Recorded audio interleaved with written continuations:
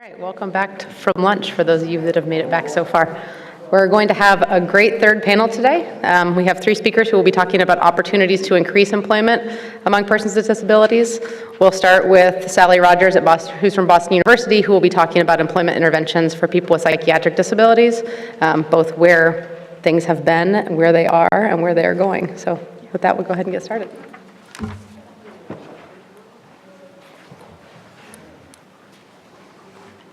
Thank you very much. Thank you for including me, and it's wonderful to be in this hallowed place.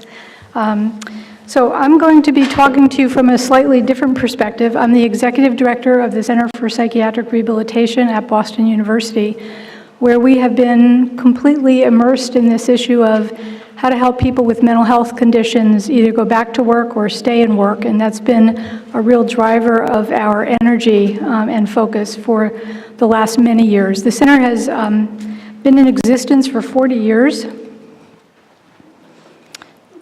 and I'm going to be talking mostly about this center block of information that has to do with the research and training center funding we've had for the last 10 years that has focused specifically on employment. However, we've been involved in employment issues for people with psychiatric disabilities for as long as we've been in existence, which, as I mentioned, is 40 years. As you can see from this slide, we have other projects going on that have to do with both promoting education for people, young adults with mental health issues, addressing cognitive limitations among people with psychiatric disabilities, looking at peer-led interventions. Ooh, sorry about that. Pardon? They're very powerful. Very powerful. So tell me, raise your hand if I start doing whatever this does.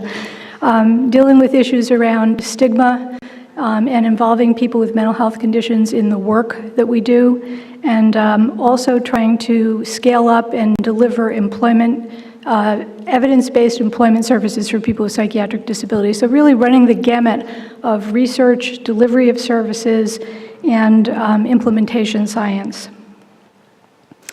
I think I mentioned that the center was funded, has been funded for 40 years.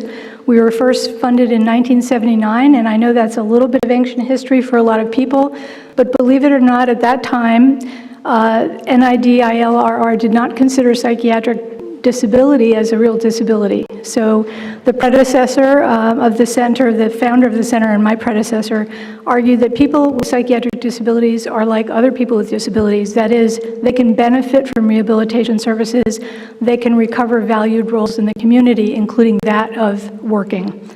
But really the prevailing message that people received at that time, and even still unfortunately today, is that you are a person with schizophrenia, or unfortunately sometimes people will say you're a schizophrenic, you will never get better and you will never work. So forget about it and deal with that reality. But we don't really believe that, and we've seen, if we take the long view, we have seen lots of changes in the field, even though we haven't seen a great deal of improvement in the employment rates. But through all this, the last 40 years, our mission has remained the same, and that really is to help people with psychiatric disabilities live in communities of their choice and regain valued roles, chief among them employment. See, these are some of our guiding principles. We're very focused on conducting rigorous but innovative research, and also involving people with disabilities and end users in that research, as well as involving stakeholders to disseminate the results of our work and other people's work that will improve the field and move the trajectory down the line a bit. So just a little bit about severe mental illness or mental illness in general. How many people here, I know I can't poll the people online, but how many people here are very much immersed in the mental health world? Are there any people here? So a few people. Okay, so. Person or a professional? Either. Both are relevant in the end. So just, hopefully I won't be repeating too much, but just to lay a little bit of the groundwork for how serious of a problem do we have in this country with mental illness. The Substance Abuse and Mental Health Services Administration says that at any one point in time, there are between 18 and 24% of the population that has what they call any mental illness, and that can be any diagnosis, from anxiety disorder to some more severe disorders such as schizophrenia. And when we look at people who have a severe mental illness, it's 4 to 6% of the population. So certainly mental health issues and psychiatric disabilities are something that concern us all. We know that they are a growing part of the Social Security disability rolls, and something that we are paying a lot of attention to at the center, including the fact that we have a large and growing number of young adults in college with mental health conditions, and that's something that we're beginning to address, because we know the early trajectory for those people and their ability to achieve success in education will influence their later employment status, and so that's very important to us. But we know that employment rates are still very low. It depends on which statistics you use, and we learned a little bit more about that this morning, between 10 and 20%. And at the same time, what we've seen over these last 4 years is what I'll call a paradigm shift, where if you thought of the language in the discourse 20 or 30 years ago, it would be all about stabilization and maintenance. We can get people out of mental institutions and maintain them in the community. Very little about that, people going to work. But that's changed, even though we're not having as much success as we like. Definitely the paradigm has shifted. If we go back a ways, actually when I was a vocational rehabilitation counselor in the state of New Jersey, I hate to admit it, but I am from New Jersey, the only thing that we could offer people with psychiatric disabilities was a sheltered workshop. And I remember at one time having an attorney come to me for vocational services, and he really wanted to return to the world of work as an attorney, but in a different way, at a different level of responsibility and work-life balance. And all I could offer him was, you can go to a sheltered workshop. That's a place where people get together during the day and they put together widgets, or they have some kind of small manufacturing assembly type of job. And that was really all we had to offer. Things have changed dramatically in the last 30 years, thank goodness. So that was what we called a train in place. We train people and then we get them out into a real job. And what we found was that people would languish in sheltered workshops for years and decades, and some people would never get out to real work, to competitive employment. So things have been shifting more to what we call a place and train model, a model where we get people out into the community, we get them into a job, and we wrap supports around them. The other major driver of changes, I think, in our field is the peer movement. So in the mental health world, this is the idea that a person with a lived experience of a mental health condition is in the best place to help another person with such a condition really recover valued roles and recover meaningful lives. And so the peer movement has changed what we do in terms of employment services, and also has been a pathway out of unemployment for people with mental health conditions, a huge pathway. And that's been a wonderful thing. But probably one of the major differences with mental health conditions and psychiatric disabilities is that in every state in this country, there is a mental health system. And so we have a way that we can influence people's employment status through the services that we offer through these departments of mental health. Not every disability has that advantage. And so because of that, and with that, what grew up was something called supported employment. And I would say starting in the 80s, supported employment was originally a very generic term, and now it is an evidence-based practice. The supported employment model that was developed by Drake and his colleagues at Dartmouth, now at Westat, now has something like 20 randomized clinical trials, all suggesting that if you provide supported employment, you will have better outcomes than if you do not. So every study, the experimental group was better than the control group of services as usual. It's also been studied internationally with some success, although a little bit less than in the United States. We've also found that not only can it help people get employed, but it can also help reduce mental health costs, because we know that employment does have a lot of benefits in terms of mental health condition. These are just some of the IPS principles. I won't go through those. They are online if anyone is interested. But in terms of shifting the paradigm, it really said we're going to take people's interests into account and we are going to focus only on competitive employment. No more of this shelter workshop, no more volunteer work, no more progressive employment. People have to get into competitive jobs. That is our primary focus. The problem with all of these 20 or so randomized trials is that from what we look at in terms of the data, people are not getting what we would call decent work. That's, I think, the World Health Organization definition of decent work, which very much coincides with the quality of work indicators that were mentioned earlier. So people are almost exclusively in dead-end jobs and no health benefits, retirement benefits, or anything like that. And one of the largest studies that was done that speaks to us in terms of the work that still has to be done is the mental health treatment study conducted by Ssdi and others, looking at individuals who had a psychiatric condition and were on Ssdi, inviting those individuals to come into a study and to be randomly assigned to get supported employment and expert psychopharmacology or medical treatment, or no services at all, just staying as a control participant. Only 14% of the people who were invited to come into that study actually did come in, so there were questions about how comparable they are to the larger group. And we did find, or the researchers found, that individuals were more likely to engage in competitive employment and they worked longer. So those are encouraging findings. They also experienced less mental health treatment in the experimental group. So those who got supported employment worked longer and maintained competitive employment for more months over the follow-up period. But the problem was that despite these findings, few participants, almost none really, worked long enough to exit Social Security disability. So no one was able to work at a level or quality of work that would enable them to leave the disability roles. And when we actually look at the cost benefit for the person, essentially people were making, in the experimental group, over the 2-year follow-up period, were making about $11 more per week as a result of getting these services, which an economist said basically is a meaningful amount, but not one large enough to make a real difference in the lives of these vulnerable people.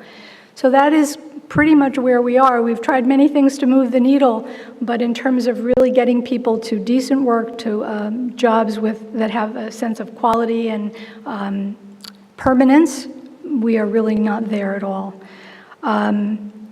The other problem that we're having in terms of looking at the results of these randomized trials is what seems to me to be a big issue about how we measure employment success. So many of these randomized trials will report results of an employment rate of 50, 60, or 70%, but that usually only represents 1 day of employment. So over a 2-year period, if a person can get a job for 1 day, they're counted in that successful employment rate. And I can tell you from experience that pretty much anyone with a mental health disability can get a job for a day.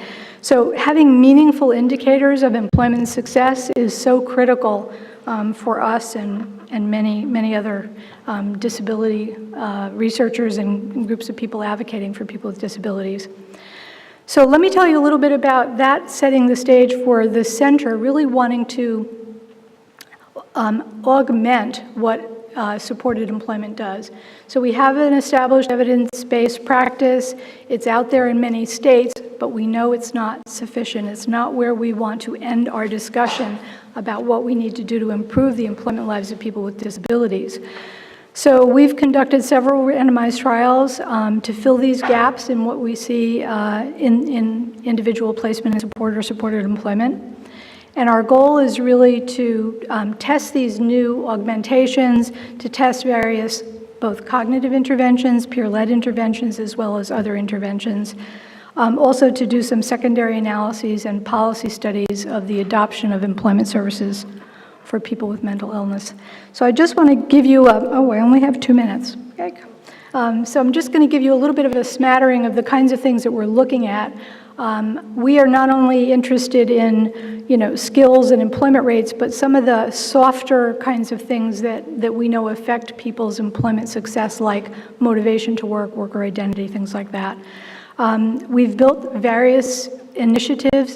This is a list of those initiatives focusing on coping at work, empowering people to feel like they can be a successful worker, using peer support specialists to support people while they're at work and in their employment journey, And the last one, Opening Doors, is a career guidance intervention designed to fill the gap between supported employment, which focuses on lower level jobs, and people who have a mental health condition but also have career aspirations. So that's our goal with those projects. Let me skip to the conclusions. So when we take the long view, significant strides have been made in employment services, from offering simple sheltered workshops to focusing on mainstream integrated and competitive employment. But the services that we have and that are accessible are uneven throughout the country and even within states. You might be able to get supported employment in one part of a state, but not in another part of the state. And that, most importantly, individuals who engage in evidence-based supported employment do not achieve decent work. Studies suggest that almost no one goes off of disability, despite getting the absolute best of supported employment that you might find in a randomized trial. And we continue to believe that new interventions and innovations are needed to be developed and tested to try to advance employment services, make them more accessible, and really promote people on the continuum or the trajectory of vocational recovery. Acknowledgements, funding from the National Institute on Disability, Independent Living, and Rehabilitation Research, who has been a great partner, and I think with all the people at the center has really changed the thought process, the discourse, the paradigm around psychiatric disability, and we're grateful for that. Thank you very much.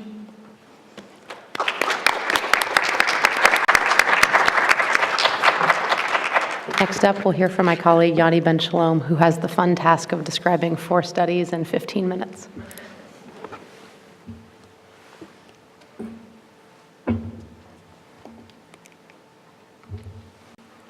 I supposed to bring this up?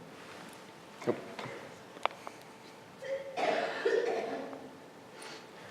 Okay. Good afternoon, everyone. I'm going to be talking about a special section that we published recently in the Journal of Occupational Rehabilitation. It's called Opportunities for Early Intervention to Avoid Prolonged Work Disability.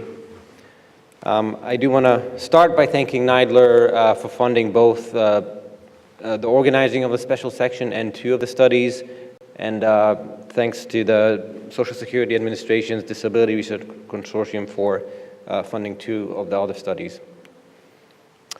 So the issue at hand here is job loss after a disability, and that means a new or deteriorating medical condition that increases the risk of job loss and exit from the labor force. And this often leads to reliance on public programs, including Social Security, disability insurance, and Medicare. For the person, that means a reduced income, a period without health insurance, and social isolation. From a federal perspective, that means a strain on Ssdi and Medicare trust funds. So what is early intervention? In general, we're speaking about programs that are designed to help soon after a medical condition develops, while people are still attached to the world of work. The idea is that these programs improve their well-being, make them more likely to stay in the labor force and less likely to apply for Ssdi. And there's all sorts of evidence-based interventions that fall into this bucket of early intervention. They can be workplace-based. They can focus on certain conditions, such as low back pain and mental illness, and they can be multidisciplinary or multisectorial.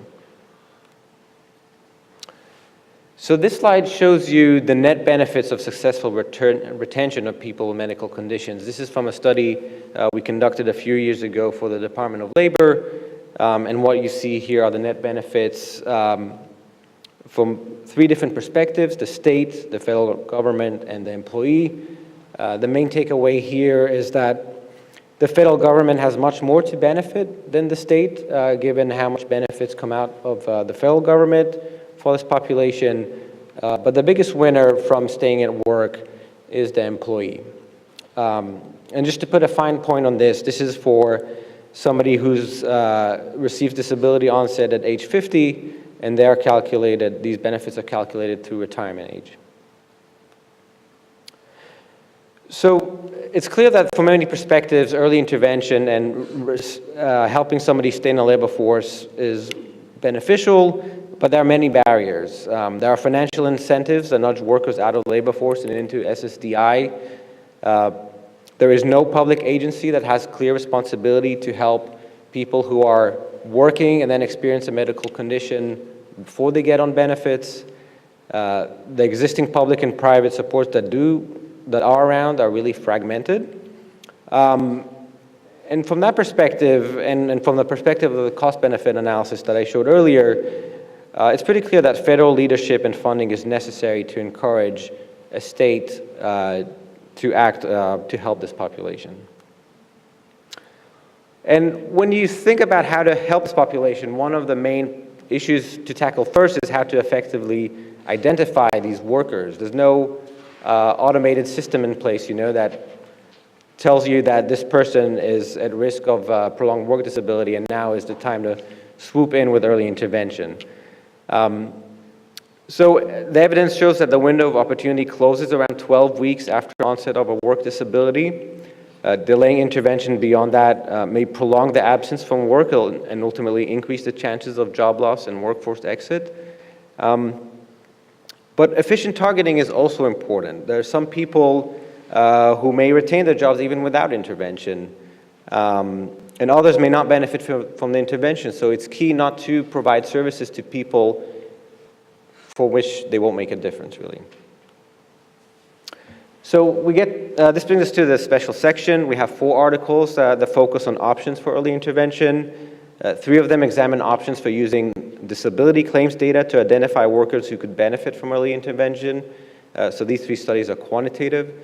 And then we have a qualitative study that summarizes employer perspectives about retaining workers after they experience a disability.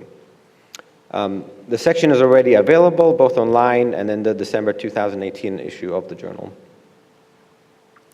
So I'll start with the key findings, and then I'll go to show you, to illustrate those findings, how they're shown in each of the papers. So we find that information in initial claims can help identify long-term claimants. However, we find that there's a trade-off between giving workers services immediately and accurately identifying the ones who will need and benefit from them. We find that long-term claimants, at least in one state, are similar to Ssdi awardees nationwide. And from the qualitative study, we find that employers do not necessarily deploy resources and processes consistently across cases.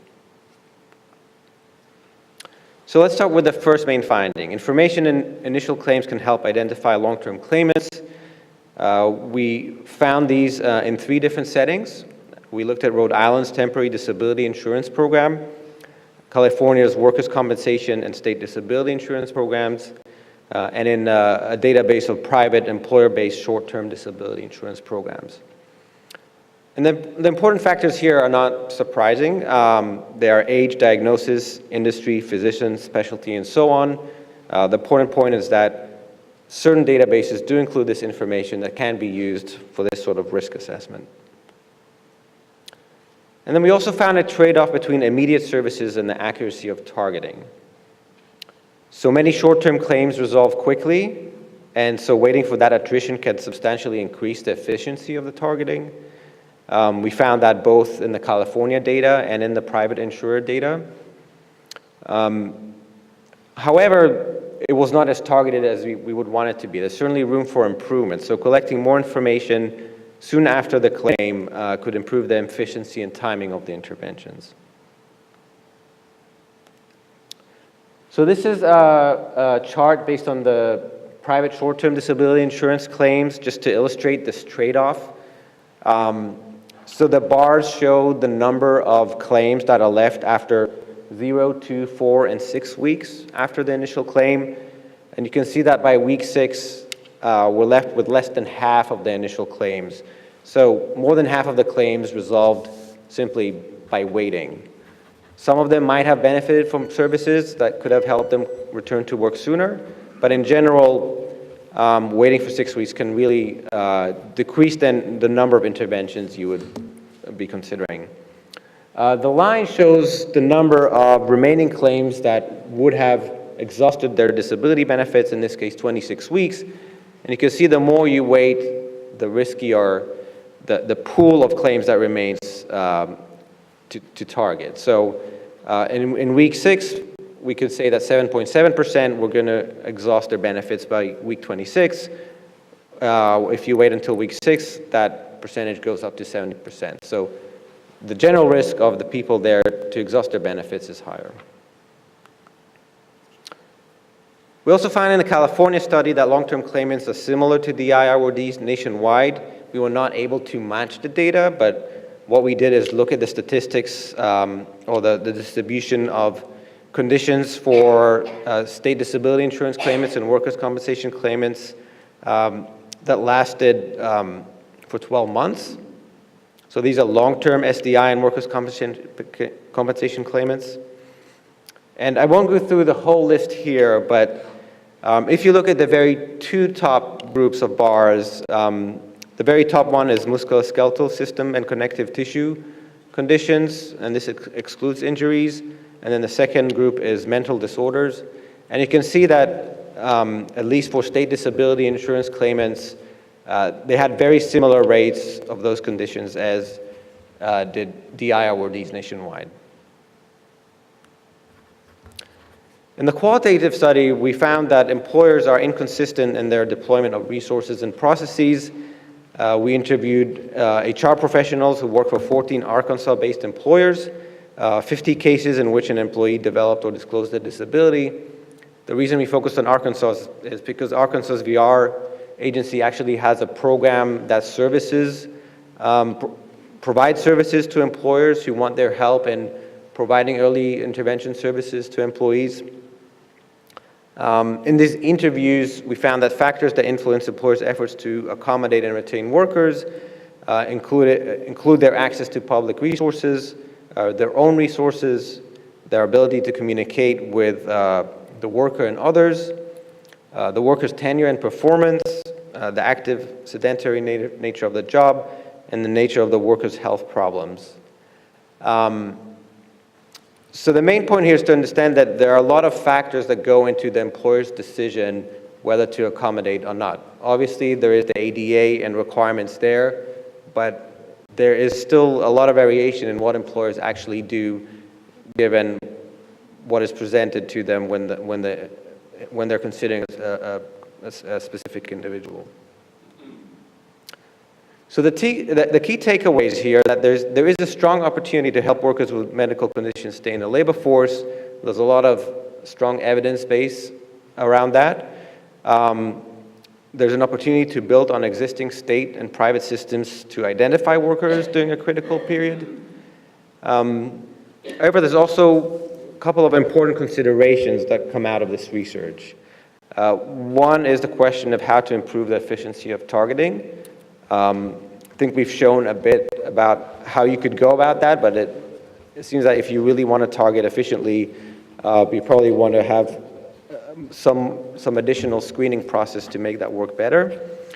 And then the question of how to reach workers that are often overlooked by employers. I think when we think about policy design for early intervention, we need to realize that employers have their own considerations, and it's important to consider how the policy interacts with the employer's perspective. And finally, I want to end with a question of, will retain show the way? Some of you may not be familiar with retain. Retain is Retaining Employment and Talent After Injury or Illness Network. This is a collaborative effort led by the U.S. Department of Labor and the Social Security Administration. And in its first phase, it provides 8 state grantees funds to develop and test early intervention approaches. So this is really a great opportunity to test these ideas in states in a practical way. And it's modeled after promising programs operated in Washington State's workers' compensation system. And this will lead to Dave Stapleton's presentation that he'll begin in a minute. Thank you.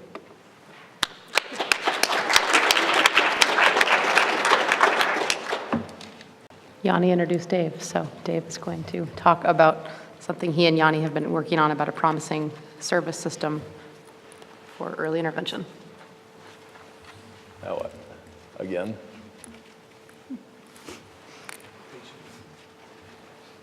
So while we're waiting, there we go. Some of you are probably wondering under my name tag, it says Treehouse. So I used to work at Mathematica, but when you retire, they put you in a treehouse. Actually, I left Mathematica end of November, and with the intent of working as an independent consultant for a while before I really retire. And my wife and I decided if we called our new LLC Treehouse Economics, nobody would take us too seriously, and fortunately, so far, nobody has.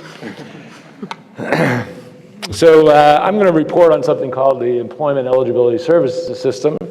You may remember that in 2015, there was all kinds of concern over the Ssdi trust fund, which was expected to run out of money in 2016. And there was a big effort to develop policies that would save the trust fund, save the Ssdi program from doing mandatory cuts across the board. And I was very much involved in that effort. The Ssdi Solutions Initiative solicited policy proposals. Yoni Ben-Shalom, David Mann, and I put in one of those, and it got a lot of attention, a lot of interest. Is now the first chapter of proposals in the book that they put out in 2016. And earlier in 2018, we were asked to consider how we could actually take steps towards implementing our proposal. So we've been working on that, some with the help from NIDLR and some with the help from the Centers for Responsible Federal Budget. Very grateful for the funding through NIDLR and the Employment Policy and Measurement, RRTC, with New Hampshire. So I'm going to report, I'll give a little bit of a reprise of what this proposal is about, but mostly report on our thinking about how we could move this forward, which is related to what Yanni just talked about. So there's my co-conspirators, Yanni, and the support, and the usual disclaimer applies. I'm not going to go through that. I think you all know what it is. Before I actually present this to you, I want to really make it clear that our intent here is to have a change in policy, a change, really major change in policy and programs in disability that produces better outcomes for workers when they have a significant medical problem, right? So they get faster assistance than they can get now, and they experience less economic loss, less social isolation, because they're more likely to be able to stay in the labor force rather than become dependent upon Social Security disability benefits. We also want to seek to modernize the Ssdi disability determination process, following the same process that was first established in the 1950s.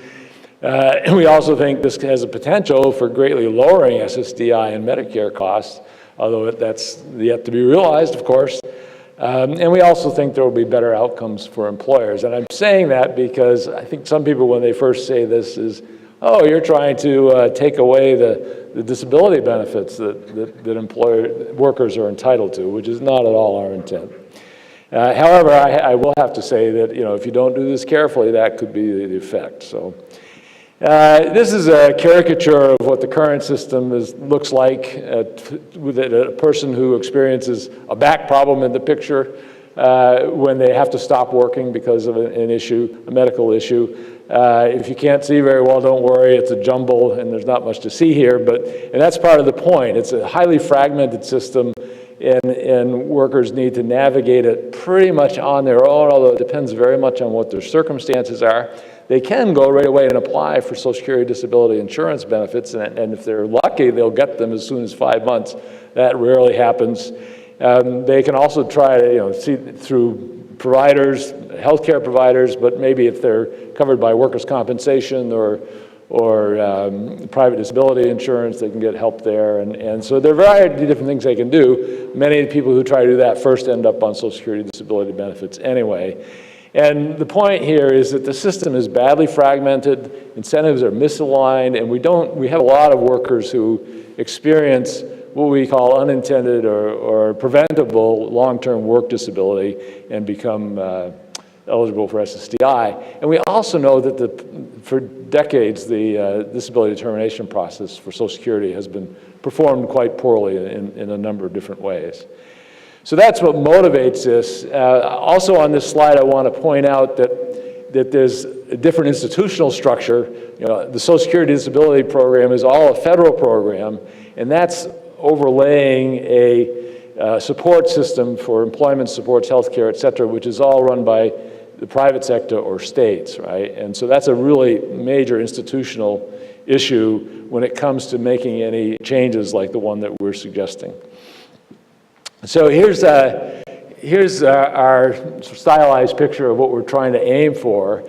And this is a system that's integrated, where employment supports are integrated with the disability determination process, where somebody who initially experiences job loss gets help right away, gets evidence-based support to try to get back to work. If that doesn't work, they can go on to Social Security disability insurance. But you go along a path that gets you the return to work supports first, and it's only when those don't work out or when it becomes evident they're not going to work that you actually get into Ssdi.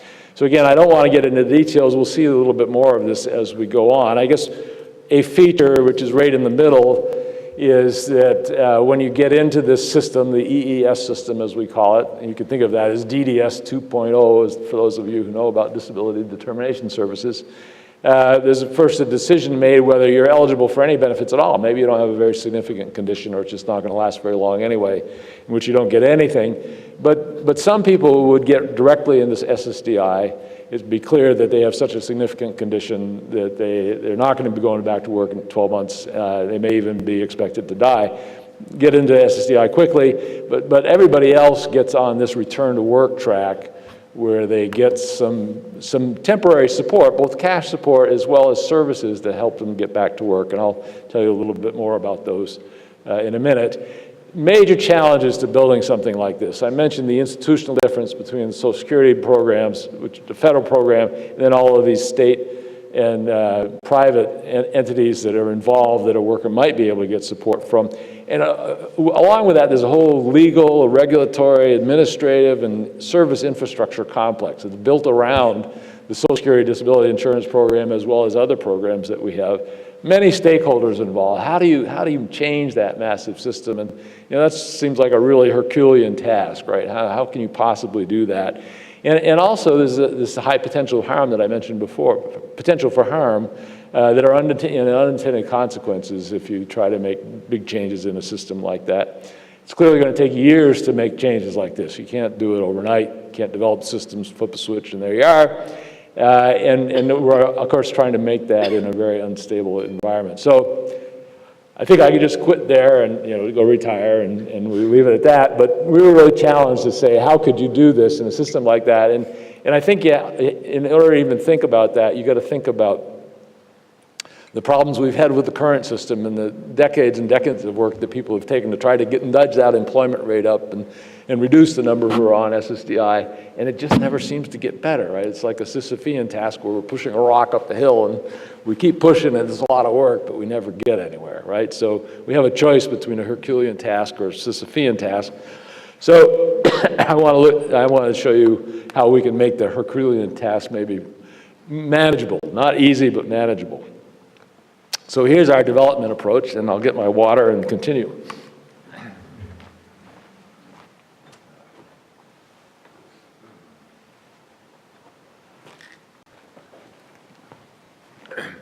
So we want to build on this effort that Yoni talked about, the retained grants.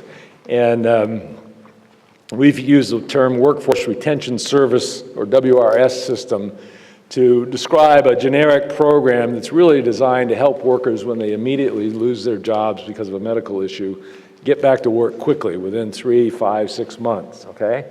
So we want to build on that as a first phase of developing an EES system, and then go from there to expand on it. And I'll come back and talk to you about that.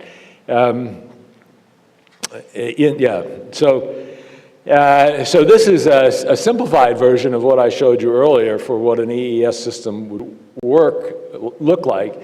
And it assumes that we have a WRS system in place, that one of these states has actually created a system under retain, and it's working well, it's up and functioning.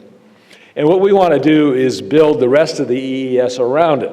So the worker may get maybe 6 months of help from the WRS the workforce retention system, but not succeed at getting back to work. In fact, during that process, it may become very evident that they're not going to get back to work within 6 months. And at that point, they transition to this EES. And again, we go through the triage process like I described earlier, but we've now got a very reduced set of workers who are going there. And most of them will actually be eligible for services. Very few would be refuse services because they've already been through the WRS and they've been out of work probably for 5 or 6 months already. So then we, again, fast track some of them onto SSDI at that point, but we focus on those who still have a shot at getting back to work within the next 6 or 7 months, okay? So that's the initial triage. And now we've got to implement decisions that have been made at that initial stage. And SSA is going to pay benefits just like it does now for SSDI beneficiaries. But then we have the employment supports benefits. So the EES itself would have counselors who are skilled in helping the individual workers develop a return to work plan, figure out what they need to go back to work over 6 months or so, and make sure they can get those supports from the local environment, provide some financing for them, but get financing from other sources. In the meantime, SSA is going to be paying a time-limited cash benefit, so it's like a temporary Social Security disability insurance benefit, basically the same thing, right? And it's going to replace SSDI for that 6 or 7 months. And hopefully the person will be back to work by then and won't ever have to go on SSDI, but they might. They might. So we've built in benefits and protections for workers who are eligible for employment support. So the immediate cash support, right? You're going to get this 5, 6 months after you've stopped working, which is as soon as you could possibly get SSDI now. You're going to get help to stay at work. And then you have a right to redetermination of SSDI eligibility if your efforts to going back to work are not succeeding for whatever reason. And in addition, now the Social Security Administration has the opportunity to see that, yes, you have a medical condition and it wasn't significant enough for us to give you disability benefits before, but we can also see with the support that's available to you to try to get back to work, you're just in an impossible situation. And so now we're going to give you benefits, okay? So it's a different set of rules than applies under current law, but with the same purpose in mind. You have a right to appeal your decisions. If the EES made a decision that you don't like, then you have a right to appeal that, just like you would have a right to appeal a denial of disability benefits now. So that's it in a nutshell, and there's a lot more to it than that, and our paper's not out yet. It will be out, I think, by the end of the month. We're shooting for that, although I would have said the same thing this time last month. It would have been January, not February. So, I think, what we found, we've had a lot of people reviewing an initial draft of this paper. There is this really broad support for the idea of an EES, for integrating employment supports into the process of applying for disability benefits. You make sure workers get a fair shot at getting back to the labor force before they get into SSDI, but also to change the way that we do disability determination so that we can take into account of not just sort of the theoretical supports that might be out there able to help the worker, but actually what is out there and what they're able to access in where they live, right? We've also encountered a great deal of skepticism about the feasibility of change. We are skeptical ourselves, but we think it's too early to give up. And so the paper will be out there, and we'd encourage you, when it is out there, to read it, and hopefully we'll see what happens after that. Thank you.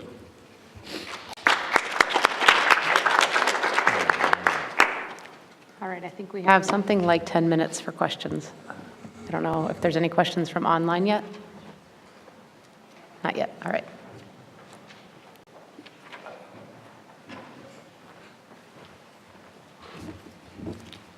I'll start if there's nobody. Is that the goal of the, oh. Oh, there's nobody.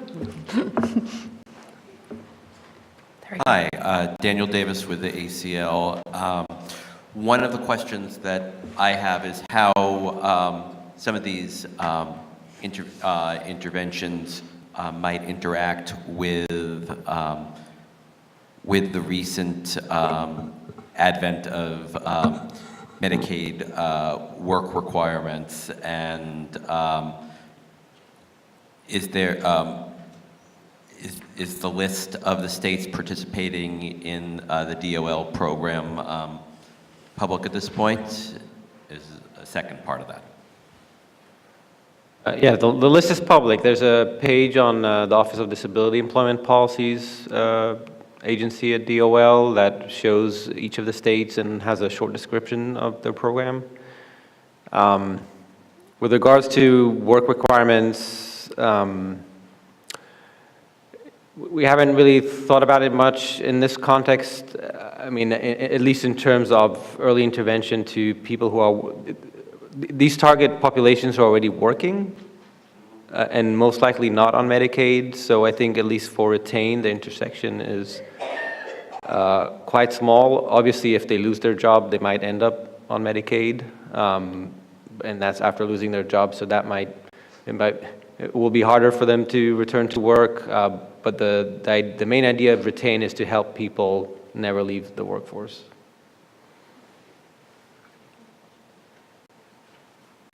Hi, this is Hugh Berry. This is for David. My question is, for the EES, you mentioned that a consideration would be the availability of resources and services and supports in making decisions for people. And I wondered if the resources would include the availability of jobs. In particular, would issues like geography and location be a factor in the decision making? Yeah, so interesting question. Not the question I was expecting you, but I'm glad to see you. I was told you weren't going to show up today, so this is good.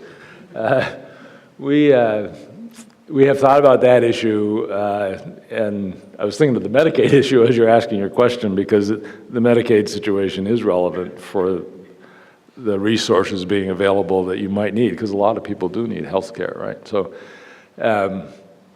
but yeah, so one of the big issues with the current disability insurance program is that whenever we have a major recession, like the one we had in 2007, or even less severe ones, a lot more people apply, and some of them get benefits. So, and these are people who've been working, obviously, but they've lost their job, had a medical condition, and qualified for Ssdi. And you know, if we're in a major recession like that, there are going to be people coming in the door to the EES who don't have a chance of getting back to work within 6 months, right? So, our thought is that the way we've designed this thing, there would be an opportunity during a recession for the agency, whoever's responsible for the program, and it would have to be written into policy to expand the period, lengthen the period. So you're giving time-limited benefits, but the time limit is longer. And the advantage of that relative to current policy is it tells somebody who's going into Ssdi, first of all, here's assistance for you, right? So that you're not, and we know you're going to have a harder time than some people getting a job when the economy recovers, and we're going to give you a longer time to do it, but we're not expecting you to stay on Ssdi forever. So I think that's a possible way this could go. It's not something we've developed a lot in detail, but I think it is an option. It's a good question. Hi, this question is from online, from Annette B. Will the EES emphasize things like technology and peer support, or will it stick with just medical supports? Our intent is to whatever works, and I think if it's technology or individual help, whatever works is our intent.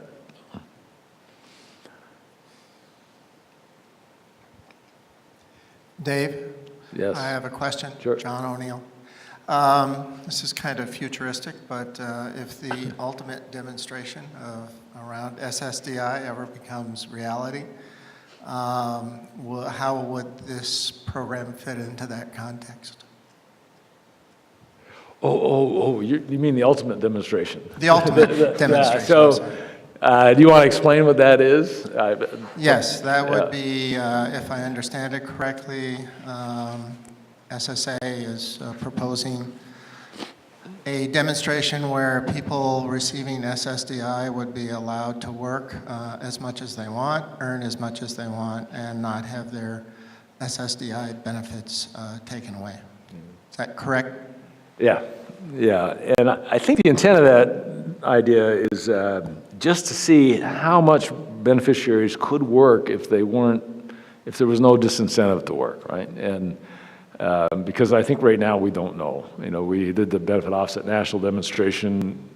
The increase in earnings and employment was tiny, and we don't know whether that's because people just can't work more than the SGA amount, or whether it's because of it was still a significant disincentive. You know, it was basically a 50% tax rate for earnings above the SGA level. So I think that's the intent. I hadn't really thought about it in connection with the EES, because the EES is really targeting people who aren't into SSDI yet already, and I don't think it's the intent. Social Security is certainly not their intent to change, suddenly change the benefits so that it's the ultimate benefit. But I think that the one thing that I do think the EES would really help with is tailoring long-term benefits, so not just temporary benefits, but long-term benefits to the needs of the individual, right? So if you observe somebody trying to go back to work for 6 months, you can see that they're never going to be able to support themselves at a decent level through work alone, but maybe you could give them a partial benefit and just fix an amount, and they get paid that, and then they work as much as they're able to. So probably doesn't answer your questions, but it was a difficult question. Hi, Ken Klosky. I have a two-part question, but related. It was discussed that employers go through a process considering many factors, if I understood correctly, if they're going to offer accommodations to an employee. And I was wondering if you could discuss what possibly, from a public policy perspective, might help the employer make that decision to offer that accommodation. And also in EES, when you offer the supports and you get that employee that has a disability, the potential employee that has a disability ready for employment, if those employers aren't willing to offer accommodations to enable them to do their job, then what happens? Okay, so I'll try to answer the first one. So this is based on the qualitative paper in Arkansas, and maybe accommodation is too specific of a term, but it's more generally how much effort they put into, trying to help the worker keep the job or retaining them at work. In terms of a public policy, so Arkansas is one of very few states who has this public program through their VR system where they offer a service to help the employer figure out how they can implement some best practices and keep the employee. They serve maybe 200 people a year. They would love to serve more and probably don't have the capacity. Many employers who could use their services are not aware of them. So I think one policy implication is to have such a service in more states and have more publicity around it, and make sure that employers know that it exists. In terms of thinking about how to account for employer variation and how they would treat employees in larger public policies, such as retainer EES. I don't know that I have a solution to that, but I think it's important to recognize that there are a lot of factors that employers think about, and it's, we can keep saying that the ADA requires them to provide reasonable accommodations, but the facts on the ground are that if somebody just started working 2 months ago, they will put much less effort in that to keep that person than they would somebody who worked for 2 years. Or if they deem that worker to be a problem worker, they will put much less effort than they would in another employee. If they have a mental health issue that they think is too complicated to deal with, they will put less effort than they would where there's a clear path forward. So I don't have the solutions, but I think these are all factors that we need to consider in the design of early interventions. Can I ask a question? Is that allowed? I think in the mental health world, a lot of people don't want to disclose that they have a disability. So they would be looking more for what we would generally call in the labor force flexible workplace supports. And we've found that those are associated with people being able to retain their jobs, but it doesn't necessarily require disclosure and a formal accommodation. How would that factor into retain? Would a person have to disclose a disability to be eligible for those employment supports to their employer? Because that's a huge barrier for a lot of people. Are you asking about retain or EES? I'm not sure. Retain, I guess.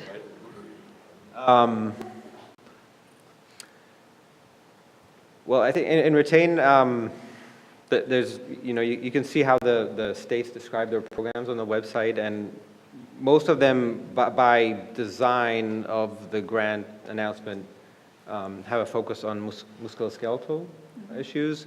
But there are states that also have this additional focus on mental health. In general, the disclosure here would not be through the employer, it would be through the medical system. The employers are sort of not the funnel for the target population, but it's more the medical system. But the employers give the flexible supports or the accommodations. Well, so some states differ in how they're still developing their interventions, and we can't really, I'm not in a place to say what their plans are, and I think it's something that they're still working on figuring out what's the best approach. Okay. But it's the issue of what to disclose to the employer is definitely, first of all, it would never be done without consent from the worker, but the question of how much of that to do is part of the things I think the states are Figuring trying out. to figure out. Okay. I think it's fair to say it's clear the intent of the Department of Labor to gain the cooperation of employers when that's possible to do, and that can be an important part of the return to work process. But I don't think, nobody is going to force somebody to disclose information to an employer that they don't want disclosed. It could be an educational component that doesn't specify a certain employee, but more generally conveys to employers what are some best practices. Unfortunately, we're out of, okay, one more question. Wow, Wittenberg. No, go ahead, Dave, really quickly. If it's a quick answer and quick question, you can do it.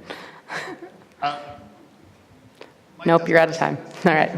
All right, well, he'll talk to his colleagues later. Thank you for a great session, and see you back here in 15 minutes for the last one.